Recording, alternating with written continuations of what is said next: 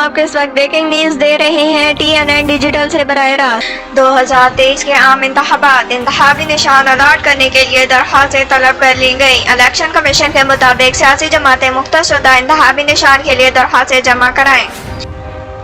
Party سربراہ کے دستخط کے ساتھ 19 جولائی تک درخواستیں جمع کرائی جا سکتی ہیں۔ الیکشن کمیشن نے درخواست کے ساتھ انتخابی نشانات کی ترجیحی لسٹ منسلک کرنے کی ہدایت کی۔ موجودہ حکومت نے انتخابات کو آزادانہ اور منصفانہ انداز میں کرانے کے لیے فنڈ مختص کیے ہیں۔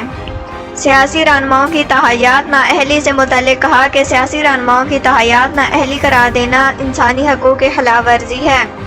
نواز شریف کے بارے میں ان کا کہنا تھا کہ سابق وزیر اعظم جلد پاکستان پہنچ کر انتخابی مہم کی قیادت کریں گے۔ انہوں نے امید ظاہر کی کہ مسلم لیگ نون عوام کی بھرپور حمایت سے عام انتخابات میں کامیابی حاصل کرے گی۔